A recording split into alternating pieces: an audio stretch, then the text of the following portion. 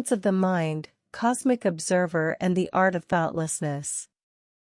The nature of consciousness proves to be complex and not always comprehensible, highlighting its insufficient origins. This prompts us to reflect on how we perceive our mental activities. Secondly, despite our physical origins, we possess a unique ability to be aware of and analyze the world around us, which grants us significance as cosmic observers. Thirdly, philosophies, religions, and scientific theories can distract us from a deeper understanding of our essence. This raises the question of how beneficial or harmful these systems are in the pursuit of true knowledge. Moreover, each of us is a source of our thoughts and feelings, emphasizing the importance of self-awareness and personal responsibility. We have the capacity to shape our reality and influence the world around us. Finally, the video encourages us to seek a deeper understanding of ourselves and our connection to the universe, rather than relying solely on external systems of knowledge. This underscores the importance of self-consciousness, critical thinking, and the quest for personal truth in our existence. Silence of the Mind, Cosmic Observer and the Art of Thoughtlessness. Timestamps: The Unthinking Thinker. 01:1 What separates the madman from the awakened? You, the one who reflects, are never the one who acts. The concept of the search for freedom. Silence of the Mind, Cosmic Observer and the Art of Thoughtlessness. In the deep folds of existence, where thought begins to dissolve into pure awareness, there lies a peculiar and powerful paradox: the more we think, the further we drift from understanding. Silence of the Mind, Cosmic Observer and the Art of Thoughtlessness invites us to step beyond the labyrinth of mental noise and into a space where being, rather than thinking, takes center stage. At the heart of this exploration lies a profound recognition: consciousness is not fully comprehensible, not to itself, and certainly not through the limited frameworks we often try to confine it within. Our awareness, born of neural patterns and biological systems, seems to exceed its own origins. We are organisms made of dust and water, and yet, we can look inward, ask questions, watch ourselves thinking, and even doubt the very fabric of our perception.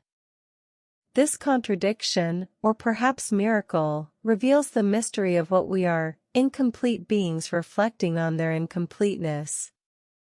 This makes us more than creatures; we are cosmic observers, eyes through which the universe watches itself. But what does it mean to observe without interference?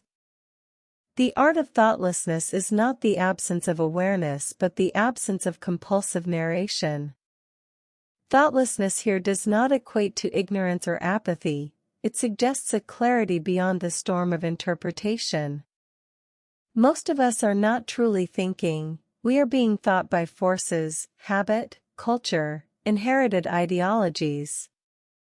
In this context, to be thoughtless is to transcend the echo chambers of conditioned beliefs and arrive at a silent, spacious presence.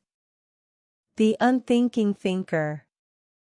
There is a subtle but vital distinction between the mind that reacts and the mind that witnesses. In the video's opening concept, the unthinking thinker, we are challenged to confront our identity as thinkers.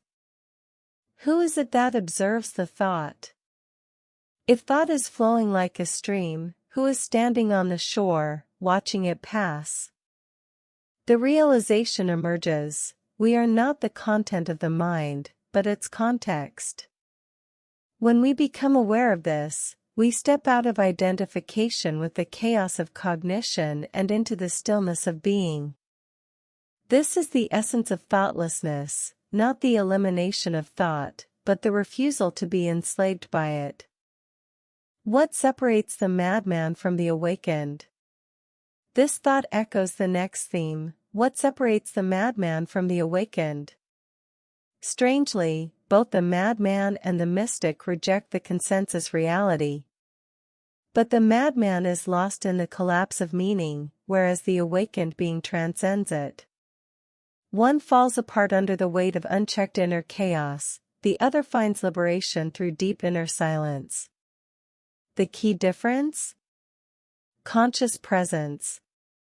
While the madman is possessed by voices, the awakened is free of them. Where the madman is shattered by his thoughts, the awakened sees through their illusion. To awaken is not to suppress the mind but to see its nature and let go of identification with its content. You, the one who reflects, are never the one who acts.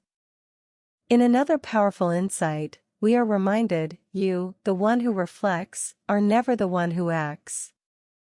This exposes the fragmentation within us. We act, and then we reflect. The reflection is never simultaneous with the action, it is always an echo. And yet, we identify with this echo, this afterimage, as if it were us.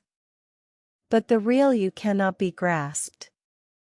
It is the space in which both action and reflection occur. The ego, which constructs stories of self from these reflections, is not the doer, it is the narrator. This points toward a deeper truth. Real freedom arises when the false unity of ego dissolves, and we see that we are not the thinker of our thoughts, nor the doer of our deeds, but the witness of both. The concept of the search for freedom. This journey naturally leads us to the idea of freedom. What are we actually searching for when we seek freedom? Often, we imagine freedom as the removal of external constraints, political, financial, social.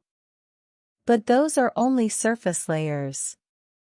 True freedom is freedom from the self-image, from the compulsive mind, from the illusion of control. The video encourages a re-evaluation of the systems, philosophical, religious, scientific, that claim to hold truth. While these can provide maps and metaphors, they are not the terrain. Often, they distract us from direct experience. When belief replaces inquiry, and doctrine suppresses silence, these systems become prisons. Real knowledge cannot be handed down, it must be discovered.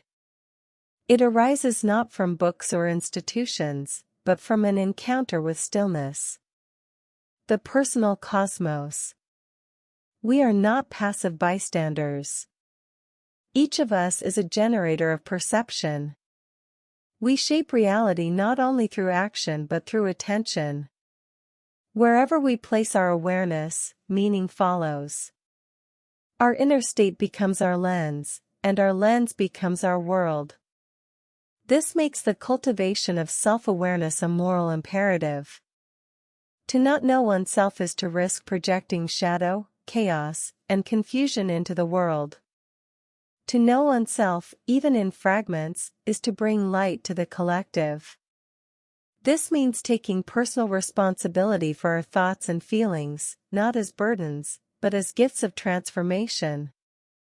The universe is not something separate from us, it is reflected in us, through us. To awaken is to realize that we are not just in the universe, we are the universe becoming conscious of itself. Conclusion, returning to silence.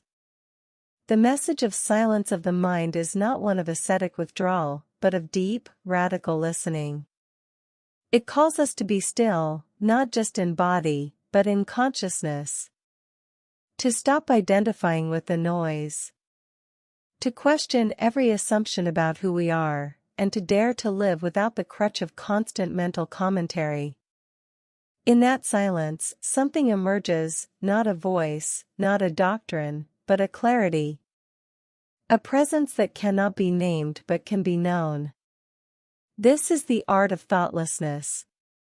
This is the cosmic observer, awake in the void. In a world addicted to thought, the greatest revolution may be to simply be still.